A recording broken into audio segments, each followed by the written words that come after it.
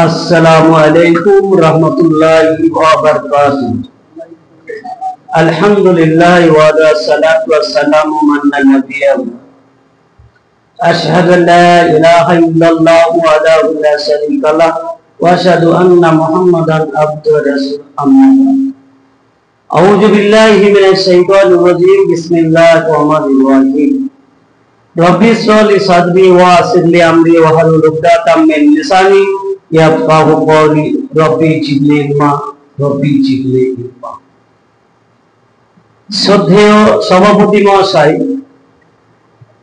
উপস্থিতি ইসলাম দরদ ভাতৃবৃন্দ, মাইকের আওয়াজ শোনা মা এবং পর্দার মা এবং বোনেরা, যারা রাস্তায় ঘাটে এখানে ওখানে বসে আছেন, আমি সকলের উদ্দেশ্যেই বলছি, সেই মহান আল্লাহ তাআলার প্রশংসা, যিনি মাগরিবের পর থেকে নিয়ে এ পর্যন্ত আমাদের ইসলামী কিছু কথা বলা এবং শোনার তৌফিক ইনায়েত করেছেন। আমরা সকলেই সেই আল্লাহর প্রশংসা করি, বলে আলহামদুলিল্লাহ। তারপরেই ধর্মের গুরু, ধর্মের শিরা মা আমিনা আল্লাহ মরুর বিলাল আহমদ মুস্তফা মোহাম্মদ মুস্তফা সাল্লাল্লাহু আলাইহি সাল্লামের উপর শতকোটি শান্তির ধারা বর্ষিত হোক। সকলেই বলি আল্লাহুম্মা আমিন।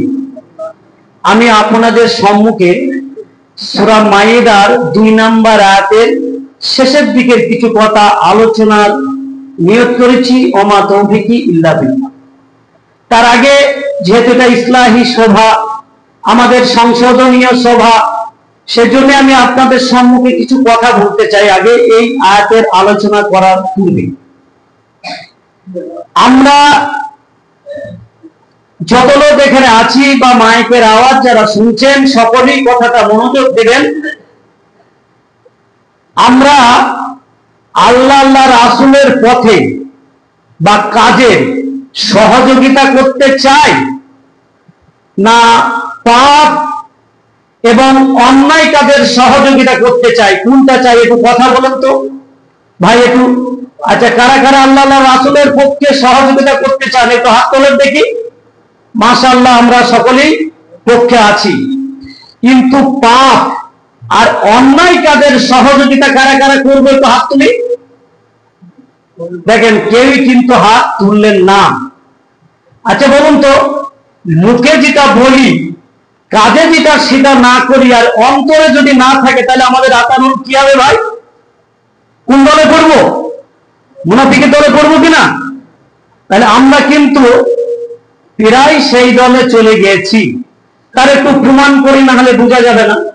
যেটা বললাম, সূরা মাইদার 2 নম্বর আয়াতের শেষের দিকে আল্লাহ তাআলা বলছেন, তোমরা আল্লাহর পথে সাহায্য করো, তোমরা আল্লাহর রাস্তার কাজের সহযোগিতা করো, আর পাপ বা অন্যায় কাজে তোমরা সহযোগিতা করো না।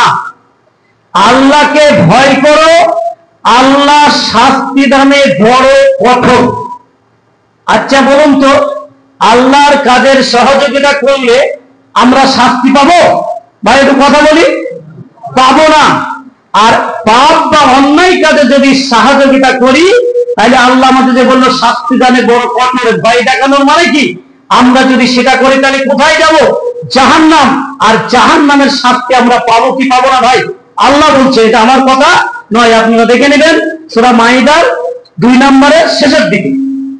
তাহলে এইবার বলুন আপনাদের কাছে, এইবার আপনারা বললেন আল্লাহ রাসূলের কাছে আমরা সাহায্য করব, আর পাপ আর অন্যায় কাছে সাহায্য করব না।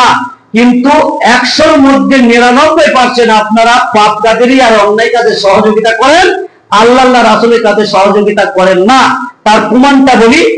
আচ্ছা বলুন তো ভাই, এখন যদি কোনো মানুষ আপনার মসজিদে এসে বলে, আসসালামু আলাইকুম ভাই, আমি ছেলের বিয়ে দেব, আমার যিনি বৌমা হবে, আমার ছেলে যে মেয়েটাকে পছন্দ করেছে, সেই মেয়েটা 20,000 টাকা মোহরের দাবি করেছে, আমি এমন করে 10,000 টাকা জোগাড় করতে পেরেছি, আর 5,000 আর কোনো 10,000 টাকা আমার জোগাড় হয়নি, তাই ভাই আপনাদের কাছে সাহায্যের জন্য এসেছি, আপনারা আমাদের কিছু সাহায্য করুন। কেউ করবেন?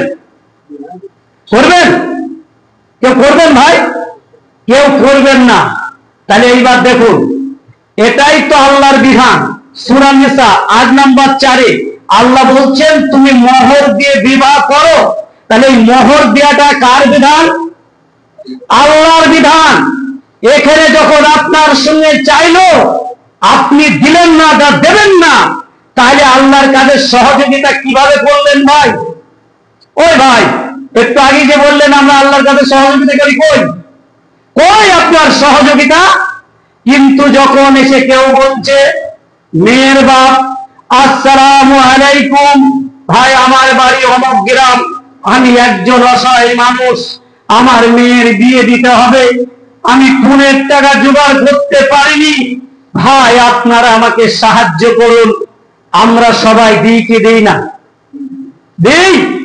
তাহলে ভাই, এটা তো শয়তানের কাজ। পুণ্যা দিয়া এটা কার কাজ? কোরআন বিরোধী, আল্লাহর বিরোধী, এটা শয়তানের কাজ। এই দেখেন, আপনি একটু আগেই বললেন আমরা পাপ কাজে সহযোগিতা করিনি। এই দেখেন আপনি কোন কাজে সহযোগিতা করেন। দেখেন, আপনি এবার কানে আনন্দে কথাটা বুঝে নেন, বা আপনি ভালো করে বুঝে নেন আপনি এবার কোন কাজে সহযোগিতা করলেন ভাই। তাহলে একটু আগে যে কথা বললেন, মিথ্যা বললেন না যে আমরা পাপ কাজে সহযোগিতা করিনি, অন্যায় কাজে সহযোগিতা করে আল্লাহর পথে সাহায্য করি, কই? তাহলে কথাটা এখানে আপনি কোন দলে বলেন? এবার দিবি কোন? আমি আর বলবো না। কোন দলে?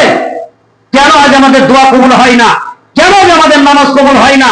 মহান আল্লাহ তাআলা বলছেন আনকাবুতের 45 নম্বর আয়াতে, ইন্নাস সালাতা তানহা আনিল ফাহশাই ওয়াল মুনকার। যে ব্যক্তি সালাত আদায় করলো, সে মন্দ কাজ থেকে সরে গেল আর ভালো কাজের দিকে অগ্রসর হলো। এই তো আপনি একটাও তো মন্দ কাজ ছাড়তে পারেননি আর ভালো কাজে আসতে পারেননি, মানে আপনার রোগ সারেনি, আপনার ওষুধে কাজ হয়নি, তাই আপনার রোগ সারেনি। তাহলে আপনি এখনো মন্দ কাজে দাঁড়িয়ে আছেন, আর আপনি বলছেন যে আমরা, এখনই বললেন যে আমরা ভালো কাজ করব আর আল্লাহর কাজে সহযোগিতা করব আর খারাপ এবং পাপ কাজে সহযোগিতা করব না। তাহলে এটাকে করছেন কেন? আসুন এবার হাদিসে আসুন, আল্লাহর নবীকে এবার কিভাবে অস্বীকার করছেন। আল্লাহর নবী বললেন বিবাহের পরে তোমরা ওলিমার খানা করো। এখন যদি ভাই, এই গ্রামে আমার বাড়ি, আমি যদি বলি আমার চাচাতো ভাইদেরকে, ভাই আমি তো ছেলের বিয়ে দিলাম, পয়সা কড়ি নেই, ওলিমার খানা করব, 1000-5 টাকা আমাকে সাহায্য করো, দেবে না? গাল দেবে ভাই? গাল দেবে না? গাল দেবে। তাহলে দেখুন, এইখানে ওলিমার খানা আল্লাহর নবীর আদেশ, এটা সুন্নাত। এমনকি আল্লাহর নবীর বিয়েতে এমন পয়সা বা অর্থ ছিল না ওলিমার খানা করবে। সাহাবীরা তখন বলল, সেই বুখারীতে পাবেন, আল্লাহর নবীকে তখন সাহাবীরা বলে আমার নবীর বিয়ে হবে আর ওলিমা হবে না, তাই যে যার মতো বাড়ি থেকে খাবার নিয়ে গিয়ে আল্লাহর নবীর বাড়িতে গাদা মেরে দিলেন। তখন বললো এত খানা কে খাবে? তখন রাস্তার লোকদের দাওয়াত দিয়ে নিয়ে এসে খানাটা খাইয়ে দিলেন। এই দেখেন, ওলিমাতে সহযোগিতা করা মানে সুন্নতে সহযোগিতা করা, ওলিমাকে সাহায্য করা মানে আল্লাহ আল্লাহ রাসূলের বিধানকে সাহায্য করা। আর আপনারা মেয়ের বাপকে বলছেন, শোনো ভাই, একটা মেয়ের বিয়ে লোকে কি বলবে, 3000 লোক বলতে হবে, বিশাল লাইটিং করতে হবে, আর বড় একটা প্যান্ডেল করতে হবে, আর মেয়েকে সুন্দর করে সাজিয়ে সেই প্যান্ডেলের পাশে একটা ছোট্ট করে একটা প্যান্ডেল করে সেখানে বসিয়ে রাখবে, আর বিভিন্ন যুবক চ্যাংড়া চেংড়ির পালে এসে সেখানে জিনার কারখানা করবেন। এইবার দেখেন, আল্লাহ বললেন মোহর দাও, আল্লাহর নবী বললেন তোমরা ওলিমার খানা করো। এটা হলো শরীয়ত, এটা আল্লাহর আদেশ, এটা নবীর আদর্শ। এখানে আপনার সহযোগিতা নেই। কিন্তু বলি, যেখানে আপনি ক্ষীর খাওয়ানি করছেন, এটা বিদআত, এটা শয়তানের কার্যকলাপ। ওখানে টোটাল জিনার কারখানা হয়। আপনি মৌলানা সাহেব, আপনি হাজী সাহেব, আপনি একজন নামাজি পরেজগার সাজছেন, আপনি জিনার কাজে অংশগ্রহণ করছেন। এই দেখেন আপনি পাপ কাজে সহযোগিতা করছেন কিনা। কি ভাই, এই যে বললেন, তাহলে আপনারা মিথ্যা বলেছেন। বলেন কারা কারা এই কাজগুলোয় অংশগ্রহণ করেন না? হাত তোলেন দেখি, দেখি ভাই, একটু হাত তোলেন। যাক, আলহামদুলিল্লাহ, মাশাআল্লাহ, একজন পাওয়া গেল। রাস্তাঘাটে যদি কেউ থাকেন, আল্লাহ যেন তাকে কবুল করুক। তাহলে দেখেন, এই মসজিদ বারান্দা ভর্তি লোক, আর একজন কেবল হাত তুলতে পারলো। কিন্তু যখন আমি বললাম যে কারা কারা শরীয়ত বিরোধী কাজে সহযোগিতা করেন না হাত তোলেন, সবাই তুলে দিল। ওই জন্য ভাই এই অন্ধ ধর্ম আল্লাহ করতে নিষেধ করেছে, বলে যে তোমরা জানো, বোঝো এবং ধর্ম করো, অন্ধভাবে করো না। অন্ধভাবে না করার একটা উদাহরণ দিই। আজ আমাদেরকে যে যেভাবে বাজায় সেইভাবেই গোল তুলি। তার একটা কথা বলি, ধরেন এই ভাই আমার সাথে যাচ্ছেন কলকাতা ডাক্তারের কাছে। এখন এই ভাই বলছে আমি তোর নীলরতন হসপিটালটা আমি ভালোভাবে চিনি। এখন ইনি যদি সত্যি সত্যি চেনে, আর মাঝপথে গিয়ে একটা লোক বলছে ভাই কোথায় যাবে, আমরা ভাই তো নীলরতন ডাক্তারের কাছে যাবো, আরে ভাই এই পথ নাই, এই পথে চলো। যদি আমি সত্যি সত্যি পথটা চিনি, তার কথা শুনবো? তার কথা শুনবো? আমি ঠিক আমার মন মতো আমি ঠিক জায়গায় চলে যাব। আর যদি ওই পথটা আমার চেনা না থাকে, জানা না থাকে, সে যখন বলবে বাম দিকে, আমি বাম দিকে চলে যাব। খানিক দূর গিয়ে যখন আর পেলাম না, তখন আবার কাউকে জিজ্ঞেস করলাম ভাই নীলরতন কোথায়, সে আবার দেখা যাচ্ছে ওইখানে ডান দিকে যেতে হবে, বাম দিকে যেতে হবে, সে বলবে ভাই ডান দিকে চলে যাও, আমি ডান দিকে চলে গেলাম। এইভাবে করতে করতে সারা হয়তো বাজারটাই ঘোরা হবে, কলকাতার আমি নীলরতন পাবো। এই জন্য আজ মুসলিম শয়তান এদের নিয়ে এত খেলতে পারে, এদের দিন সম্বন্ধে জ্ঞান নেই, ধর্ম সম্বন্ধে জ্ঞান নেই, বৈধ অবৈধ সম্বন্ধে জ্ঞান নেই, জায়েজ না জায়েজ সম্বন্ধে জ্ঞান নেই, কোনটা শরীয়ত আর কোনটা শরীয়ত বিরোধী জ্ঞান নেই। আমি দিনের একজন মৌলানা সাহেবের নাতিকে জিজ্ঞেস করছি, আচ্ছা আবু জেহেল ভালো না আবু বকর ভালো? তা বলছে আবু জেহেল ভালো। তাহলে বেটা তুই যে আবু জেহেল আর আবু বকর বুঝিসনি, এমনও কতজন আমরা এই কাজ করতে গিয়ে জানি, যখন বলি ভাই জান্নাত যাবে না জাহান্নামে যাবে, বেটা তো বোঝে না, তখন থমকে দাঁড়িয়ে যায়, আর কথা বলে না। ও ভাই বলো জান্নাত যাবে না জাহান্নাম যাবে, ওটা জান্নাত আর জাহান্নাম বোঝে না। যে মুসলমান জান্নাত জাহান্নাম বোঝে না, সে আল্লাহর কাছে কি চাইবে গো? কি চাইবে? হয়তো ভুল করে জান্নাত চাই, আবার কি জাহান্নাম চাই বসে থাকবে, ঠিক কিনা? যেমন একটা উদাহরণ দিলে বুঝবেন, একটা লোকের মাথা ফেটে গেছে, তা ডাক্তার বাবুকে গিয়ে বলছে ডাক্তার বাবু আপনি কতটুকু আমার ফাটাটা ডিপ করেছেন? তো বললো 1/2 ইঞ্চি। ওই যে দূর বাপু 1/2 ইঞ্চি দেখলি কি কেস বড় হয় নাকি, আপনি 1.5 ইঞ্চি লিখে দেন। তা বলছে বেটা এখন যদি 1.5 ইঞ্চি যে ফুটো হয়ে গেছে, যদি গভীর হয়ে গেছে লিখে, বেটা তুইও জেল থাকবে আমিও জেল থাকবে। তোর বলি মানে, আরে বেটা 1.5 ইঞ্চি যদি তোর মাথা ভেতরে ফুটো হয় তো তুই বাঁচবি নি, তা তুই বেঁচে আছিস মানে কেস আর নিহত বাদ দিয়ে দুজনকে জেল খাটাবে। তাহলে কেসের যতটুকু পরিমাণ ও বেটা জানে না 1.5 ইঞ্চি ফুটো করলে কি হালা হয়, কিন্তু ডাক্তার জানে, তাই সে 1/2 ইঞ্চি লিখলো, যাতে রুগীটা বেঁচে আছে, মানে এটা বাঁচার মতো, তাই কেস করতে গেছে রুগী তো বেঁচে আছে, তাহলে ওখানে লিখতে গেলে ডেড বডি লিখতে হবে, মানে ওটা মারা গেছে। তা আমরা এই ইসলাম না জানার কারণে বেশিটা করে ফেলি নাম নেওয়ার জন্য। ওই জন্য আল্লাহ তাআলা কোরআন পাকের মধ্যে বলেছেন এমন এক শ্রেণীর মানুষ তারা ইবাদত বন্দেগী করতে করতে ক্লান্ত হয়ে যাবে, অথচ তারা যাবে জাহান্নামে। কতটা বড় ভয় লাগে ইবাদত করে জাহান্নামে। সেই ইবাদতটা কি একটু উদাহরণ দিলে বুঝতে পারবেন। এই দেখেন আল্লাহর নবী বললেন বিবাহতে সব থেকে যে বিয়েতে কম খরচ সেটা আল্লাহর পছন্দ। তাহলে আল্লাহ যেটা পছন্দ হয় সেটাই লিখে দেবে, না আল্লাহ যেটা অপছন্দ হয় সেটা লিখে দেবে? ভাই কোনটা দেবে? আল্লাহর পছন্দতে। তাহলে দেখেন মেয়ের বাড়িতে কোনো অনুষ্ঠান নেই, মেয়ের বাড়িতে কোনো অনুষ্ঠান নেই। বিয়ের 5টা পদ্ধতি: 1 ছেলে মেয়ে পছন্দ, 2 মেয়ের বাপ রাজি থাকতে হবে, 3 মোহর মেটাতে হবে, 4 দুজন লোক সাক্ষী, 5 খুতবাটা উপদেশমূলক কিছু বাণী, তাদের বিবাহ জীবনে কি করা উচিত। এটা সূরা নিসার 3টে আয়াত, এর মধ্যেই বলা আছে তোমরা আল্লাহকে ভয় করো। এই যে বলি আজ আমাদের এত অন্যায় অত্যাচার শয়তানি কাজ কেন হয়? এই বিবাহের ব্যাপারে আল্লাহর ভয় করো। কেন আল্লাহকে ভয় করবো? যে আল্লাহ তোমাদেরকে সৃষ্টি করেছে একজন নারী, একজন পুরুষ থেকে একজন নারীকে, তাহলে আদম আলাইহিস সালাম থেকে একজন নারী হাওয়াকে, তারপরে তোমাদেরকে জোড়ে জোড়ায় সৃষ্টি করেছে। আর আল্লাহ তাআলাকে তোমরা ভয় করো, যে আল্লাহ তোমাদের বিবাহের ব্যবস্থা করেছে একে অপরের কাছে আসার জন্য।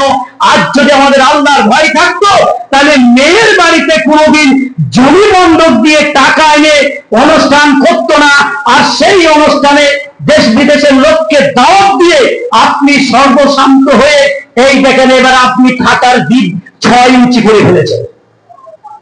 এই দেখেন রাসূল বলল অলিমার খানা বিবাহ করে ছেলের বাড়িতে, তাও ছোট করে, আমি বড় লোক বলে সারা বিশ্বের লোককে দাওয়াত দিয়ে খাওয়া যাবে না। তার প্রমাণ এখানে মাস্টার মশাই বললেন দিন তোমাদের জন্য সহজ করেছি। আমি যখন আজকে সারা গাঁয়ের লোককে দাওয়াত দেবো তখন ওই ভাই বলবে আরে আমার এত লোককে খাওয়ালো, আমার টাকা কি কম আছে নাকি, আমি আরো পাশের গ্রামকে নেবো। তারপর আরেকজন বলবে আরে আমার টাকা কি কম আছে, আমি 5টা গ্রাম নেবো। ইসলামের জুলুম শুরু হলো কখন না ভাই? জুলুম শুরু হলো এইভাবেই। কোন কথাটা কেউ লিখিত করে চালু করেনি, কেউ জামাইকে একটা ঘড়ি দিয়েছে, ধুতি দিয়েছে, পাঞ্জাবি দিয়েছে, তখন সে রেডি ছিল, জামাই বগল করে রেডি বেড়াতো, একটা রেডিও দিয়েছিল, একটা সাইকেল দিয়েছিল। আজ একটু একটু করে দিতে দিতে দিতে আজ জালেমের আওতায় পড়ে গেছে কিনা ভাই? তাই জন্য ইসলাম বাড়াবাড়ি করলে কপালে কষ্ট আছে, খুব হুঁশিয়ার। ইসলাম সহজ সরল। তাই মেয়ের বাড়িতে কোনো অনুষ্ঠান নেই, আমরা দুটো লোক গেলাম বা ছেলে একা গেলেই বিয়ে হয়ে যাবে। বরযাত্রী প্রথাটা হিন্দুয়ানি প্রথা, কন্যা যাত্রী হিন্দুয়ানি প্রথা, কন্যা আপনার ক্ষীর খাওয়ানি এটা হিন্দুয়ানি প্রথা, আশীর্বাদ হিন্দুয়ানি প্রথা, আপনার অষ্টমঙ্গলা হিন্দুয়ানি প্রথা। এইবার আমার প্রচারের বক্তব্যের নাম দিয়েছিল ভাই কি? চূড়ান্ত ধর্ম, চূড়ান্ত ধর্ম। এইবার আপনারা বলুন, আমি যে 5টা চূড়ান্ত ধর্ম বললাম, ছেলে মেয়ে দেখে পছন্দ হবে, আপনি জামাইয়ের পছন্দই দিয়ে দেন, তাহলে এখানে আপনি চূড়ান্ত ধর্ম ছেড়ে দিয়ে শয়তানের আদর্শ পালন করুন। এইবার এখানে আপনাকে মোহর দিতে বললো, আপনি মোহরকে কোরআনের বিধান ছেড়ে দিয়ে আপনি শয়তানের পণ নিয়ে নিলেন। আসল এইবার আপনাকে বললো যে মেয়ের বাপ রাজি থাকতে হবে। আপনার ছেলে যখন অন্য মেয়েকে নিয়ে চলে আসলো, আপনি মৌলভী সাহেবকে 1,500 টাকার জায়গায় 2,000 টাকা দিলেন, সমাজ খরচ 5,000 টাকায় 10,000 টাকা দিয়ে বিয়ে করে দিলেন। আল্লাহর কসম, আল্লাহর নবী বলেছে বিনা অলিতে দিয়ে বাতুলুন বাতুলুন বাতুলুন, ভাষাটা 3 বার ব্যবহার করেছে যে বিয়ে বাতিল বাতিল। আপনি যে তাকে অনুমতি দিয়ে এক জায়গায় থাকার ব্যবস্থা করে দিলেন, আল্লাহর নবীর ভাষায় বিবাহ হয়নি। ওরা যতদিন মিলন করবে এই সমাজের লোক ওই জিনার কারখানা, ওই জিনার অধিকারে এই সমাজের যারা বিবাহ করেছিল এবং যাদের দায়িত্ব নিয়ে তাকে জিনা করার কাজে লেগে দিল, এরা হাসরের মাঝে জিনাকারের দিকে অন্তর্ভুক্ত হবে। খুব হুঁশিয়ার। দেখেন আপনি কোথায় ধর্মকে নিয়ে গেছেন, ডিপ এত বেশি করেছেন আপনার কেসে আদালতে যাবে না, বরঞ্চ ঘুরে আপনার ফাঁসি হবে। তাহলে এখানে বলুন, আল্লাহর নবী বললেন তোমরা অলিমার খানা করো, তাহলে বিবাহের পরে দুটো লোক যাবে, গিয়ে বিয়েটা পড়িয়ে নিয়ে আসলো। এইবার যদি বলি, একটা উদাহরণ দিলে বুঝবে। এই ভাইয়ের বাড়িতে আমি একটা গরু কিনতে গিয়েছি। আচ্ছা বলুন তো, গরুর টাকা মিটাবো আমি, গরু দেবো আমাকে, এটাই সত্য না অন্য কিছু সত্য আছে ভাই? এটাই সত্য। এবার আমি গরুটা বেঁধে নিয়ে চলে আসতে যাচ্ছি, তখন যদি উনি বলে আনোয়ার ভাই একটু বসো, কি ব্যাপার, একটু চা করেছি ভাই একটু খেয়ে যাও, তাহলে এবার সেটা মানবতার চাটা খেয়ে আমি গরুটা নিয়ে বাড়ি আসলাম।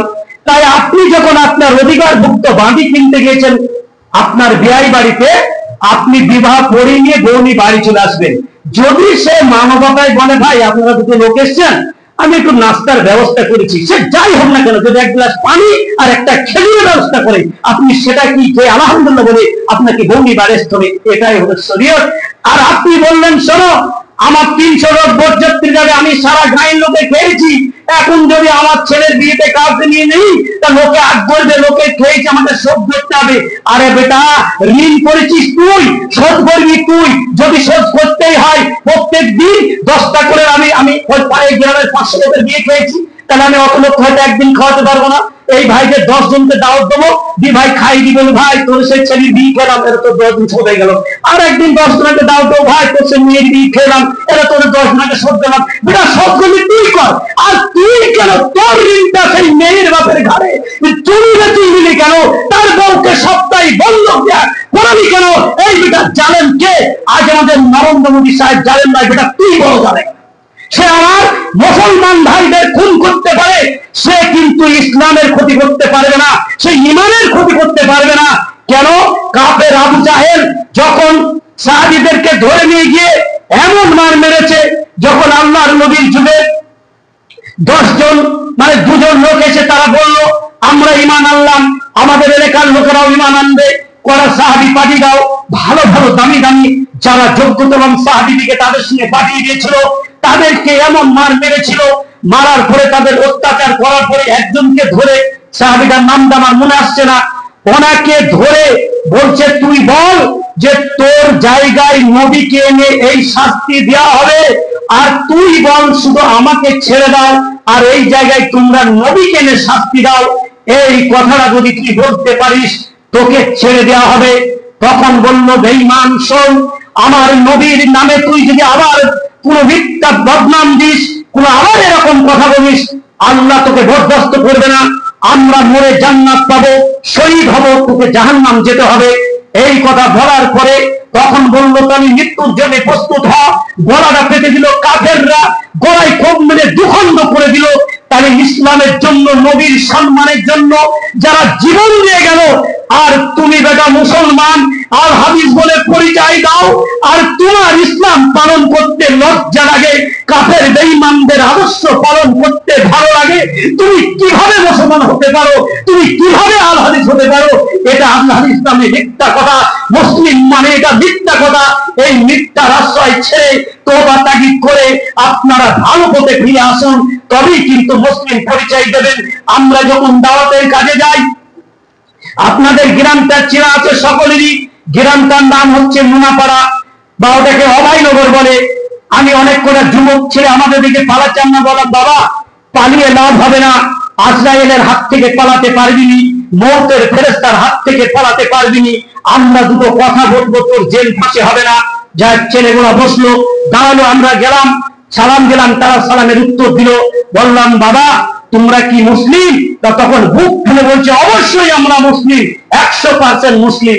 আলহামদুলিল্লাহ বললাম যে ভাই আমরা তোমরা 100% মুসলিম, আমরা এখনো হতে পারিনি, চেষ্টা করছি, আল্লাহ যদি মুসলিম বানায়। কেননা সূরা আল ইমরানের 102 নম্বর আয়াতে বলেছেন ইয়া আইয়ুহাল্লাযিনা আমানু ওয়াত্তাকুল্লাহা হাক্কা তুকাতিহি ওয়া লা তামুতুন্না ইল্লা ওয়া আনতুম মুসলিমুন। এখন একটা ব্যাপার আছে, ঈমানদারকে কেন আবার আল্লাহ বলল তোমরা ভয় করো, যথাযথভাবে ভয় করো। এই দেখেন আপনি যে মসজিদে আসছেন আল্লাহর ভয়ে, আর মেয়ের বিয়ে দেওয়ার সময় শয়তানকে ভয় করছেন যে মানুষ নিন্দা করবে, লোকে খারাপ বলবেন। এই দেখেন এখানে আর আল্লাহর ভয় নেই। আপনি যখন দাফন করছেন লোকে নিন্দা করবে বলে আজকের মোরা কালকে মারি দিচ্ছেন। আল্লাহ রাসূল বললেন তোমরা জলদি 3টে কাজ করো, নামাজের ওয়াক্তে নামাজ পড়ো। যে বেটারা নামাজ পড়ে না তারা জানাজা নিয়ে মারামারি করে, যদি 5 মিনিট আগে দেওয়া হয়ে যায়, কেন 5 মিনিট আগে হলো না আমরা জানাজা পড়া? আরে বেটা তুই যে ফজরের ফরজ নামাজ পড়লি না, জোহরের নামাজ পড়লি না, তোর বেটা আবার জানাজার কিসের? তা তুই জানাজা নিয়ে মারামারি করবি? তাহলে এখানে বলবো নামাজের ওয়াক্তের আগে নামাজ পড়ো, আগে ফরজ আদায় করো, তারপরে তুমি জানাজার শরীক হবে। জোহর বাদ জানাজা হয়, জোহরের সময় তোমার খোঁজ নেই, তুমি ঈদগাহে গিয়ে দাঁড়িয়ে আছো কেন? কেন? ধর্ম কি চালাকি পেয়েছো নাকি? এটা তার জন্য দেখেন কত বড় ধোঁকাবাজ। যেখানে একটা আপনি বলুন তো এখানে যদি সারাদিন নফল পড়েন ভাই, যদি খরচটা না পড়ে চলে যান নিতে হবে, তাহলে এই ভিতরে কত বোকা, কত নির্বোধ। তাই জানাজার জন্য বসে থাকে, ফরজ নামাজ পড়ে না। তাহলে এখানে কি বললো? তোমরা জলদি দাফনের ব্যবস্থা করো। আমরা বলছি আমার ছেলে নাই, আমার ভাই কোথায় আছে, কালমাটি হবে। রাসূলের পক্ষে না বিপক্ষে ভাই?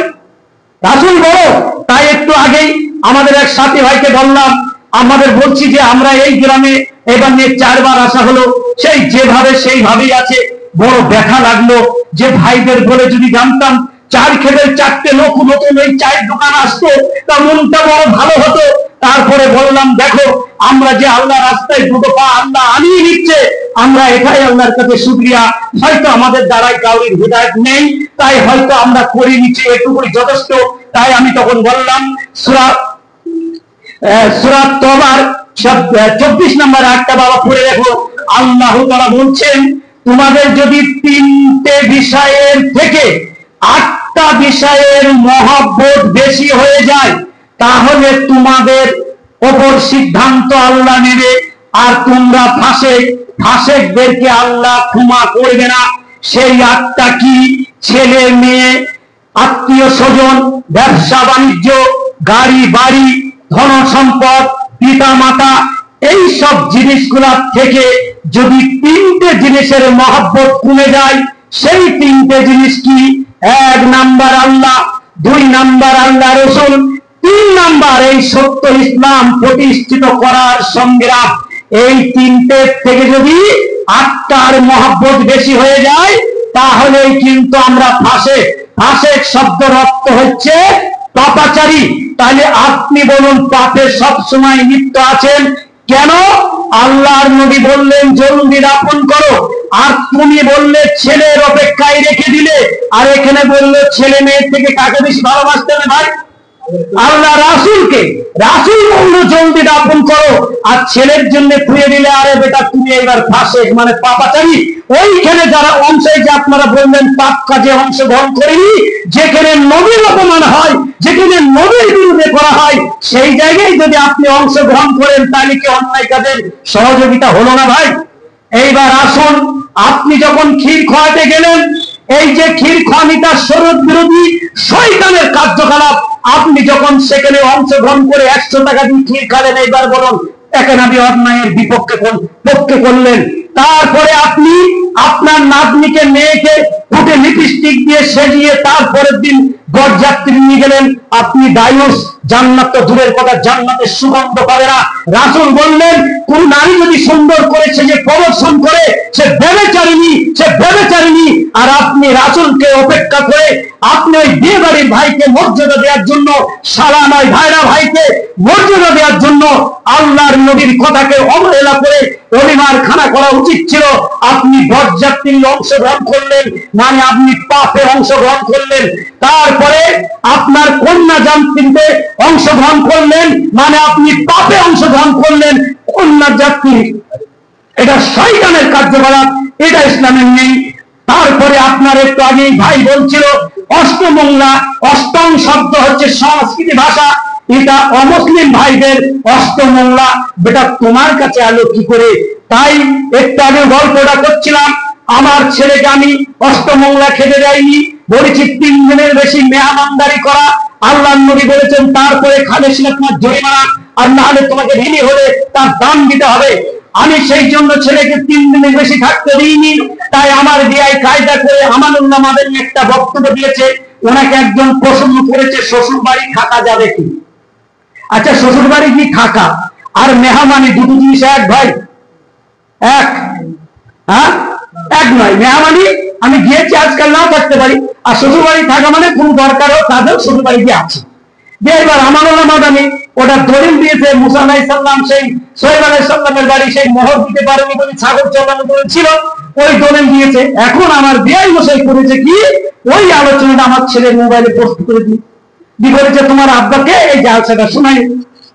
আমাকে বলছে আব্বা আমার শ্বশুর একটা জালসা পেরিয়েছে, শোনো। আচ্ছা দাও শোনা। তারপরে এবার জালসাটা আমাকে শোনালো। আচ্ছা বলো তো, আমি যখন বুঝিয়ে বললাম ছেলেটা বুঝলো। এখন আমি যদি বুঝাতে না পারতাম তাহলে আমার বিয়াই যে কাজটা করেছিল তাহলে আমার বাপ বিটাই গন্ডগোল হতে কি হতো না? যে এই তো বড় বড় মাদানী আমানুল্লাহ মাদানী থেকে মদিনায় থেকে পাস করে যেতে সে বলতে থাকা যাবে, আর আমার মা জীবনে মাসায় পা দিনি, ও বলছি দেওয়া যাবে না, তাই বাপ বিটাই গন্ডগোল হতে হবে না। তা যাই হোক ছেলে বুঝে গেল, ছেলেটা মাসায় একটু করেছিল, যাই কিছু জানে, বোঝানোর পরে বুঝে গেল। আমি তার কিছুদিন পরেই যাই এটা বলে আমি ছেড়ে দেবো, ভাই সময় হয়ে গেছে। আচ্ছা যাই, তারপরে আমি বিয়াই বাড়ি গেলাম, দিয়ে ওই কথাটাই মসজিদে তুললাম। দিয়ে অনেক মসজিদ আছে, আমি বললাম বিয়াই তোমার সেই জালসা একটু শোনাও তো। তখন যা বিয়াই বুঝতে পেরেছে, দিয়ে বলছে আমি আর শোনাবো না, তুমি তো নিশ্চয়ই শুনো তো, একটু বিষয়টা বুঝিয়ে বলো। আমি বললাম দেখো ভাই, আমি সেই মুসা আলাইহিস সালাম মোহর দিতে পারেনি তাই ছাগল চড়ে নিয়েছিল। তা আমি তো ভাই মোহর মেটিয়ে দিয়েছি, তাহলে আমার ছেলেকে তুমি কি করে নিবা? তাহলে এক কাজ, যদি সেটাই পালন করতে চাও তাহলে ও তো ছাগল চড়ানো বসে বসে খাইনি, তাহলে আমার ছেলেকে তোমার বাড়িতে পাঠাচ্ছি, তুমি 6 মাস ধরে ওই তোমার তাঁত আছে তাঁতের সুতো জড়িয়ে নেবে আর তাঁত বোনা শিখাবে, আর ওকে বসে বসে খাওয়াবে না, তাহলে তুমি খাওয়াবে। আর যদি মেহমান হিসাবে মিষ্টি নিয়ে আসে 3 দিনের বেশি থাকলে মুগুর মেরে তাড়িয়ে দেবে। এইবার তুমি কোনটা করবা? যদি বলো যে এই মুসা আলাইহিস সালামের মতো ছাগল চড়ানোর দায়িত্ব দাও তাহলে তুমি নিয়ে থাকো, আর যদি তুমি মনে করো যে না মেহমান এসেছে তাহলে 3 দিন বেশি থাকা যাবে না, তাহলে কি করবে? তখন বলছে আমার ভুল হয়ে গেছে। তাহলে এই দেখুন চিটারি করে চালাকি করে শয়তানের আদর্শকে প্রতিষ্ঠিত করার চেষ্টা করছে মানুষ, এত নিম্নপথে নেমে গেছে। তা ভাই দেখুন, তাই এবার বরযাত্রী শয়তানের পোতা আজ থেকে নিয়োগ করেন যাবেন না। তারপরে কন্যা যাত্রী শয়তানের পোতা আজ থেকে নিয়োগ করেন যাবেন না। ক্ষীর খাওয়ানি শয়তানের পোতা আজ থেকে নিয়োগ করেন যাবেন না। মরা মরবে, কে কোথায় থাকে দরকার নেই, বাস কাটবেন, কবর খুঁড়বেন, গোসল দেবেন, হয়ে যাবে। যে কোনো লোক উপস্থিত থাকবে, জানাজা পড়ে মাটি দেবেন, এটাই সুন্নাত। লোক জড়ো করা বলা আছে প্রলোভন লোক জড়ো করে না। অনেক বেঈমান লোকেরা বলে যদি খেতে না দিই লোক আসবে না। আরে বেটা, খাওয়ার মধ্যে ডাকামি তো ভুল। আমাদের অনেক ভাই আছে বলে আজকে তাবলিগ জালসা আছে, চলো বিরিয়ানি ভাত আছে, অমুক গ্রামে জালসা, বড় বড় বক্তা আসছে, সেখানে বিরিয়ানি ভাত, চলো। বলুন তো এই লোক দেখিয়ে ডেকেছিল রাসূল কোন নবীর ভাই? এখানে আল্লাহ তাআলা বলেছেন সূরা কাহফের 2 নম্বর আয়াতে, বলছে হে নবী তুমি মানুষকে জান্নাতের ভয় দেখাও, জাহান্নামের ভয় দেখাও, জান্নাতের লোভ দেখাও। তাই এই যে আপনারা খাওয়ান লোভে দেড় লোক করে যদি কোনো জায়গায় লোক জড়ো করেন, যারা খাবে তারা ঘুষ খেলো, আর যারা দিল ঘুষ দিল উভয়ই মানে হিসাবে ধরা পড়ে যাবে, উভয়ই পাপী হবে। তাই সেই হিসেবে ভাই আমি আপনাদের কাছে অনুরোধ করব, আপনারা অনেক বক্তব্য শুনেছেন, অনেক আলোচনা আমারও শুনেছেন। আমি আজকে থেকে আপনাদের হাতে ধরে পায়ে ধরে অনুরোধ করছি, মা বোনদের কাছে অনুরোধ করছি, আজকের পর থেকে যারা আছেন সপ্তাহ লগে নিয়োগ করে সভ্য যার জীবনে নেওয়া। কেউ যেন মেয়েকে বরযাত্রী বানাবেন না, নিজে যাবেন না, সে যত বড় বাপ হোক না কেন, যেই হোক না কেন। কেন দেখুন ইব্রাহিম আলাইহিস সালাম বাপকে ত্যাগ করলো, নূহ আলাইহিস সালাম ছেলেকে ছেড়ে দিল, আসিয়া তার স্বামীর বিপক্ষে চললো, তার জন্য কত কষ্ট পেল। আর আপনি আপনার ভাইকে ত্যাগ করতে পারবেন না, নবীকে ত্যাগ করবেন? এটা কত বড় অন্যায় কাজ। তাই হে আল্লাহ, তুমি আমাদের সকলকে আল্লাহ তোমার এবং তোমার নবীর আদর্শ এবং দ্বীন ইসলামের উপর আমরা অটল হয়ে থাকতে পারি, শয়তানের আদর্শকে যেন দূরে সরতে পারি, পাপকে যেন দূরে সরে রাখতে পারি।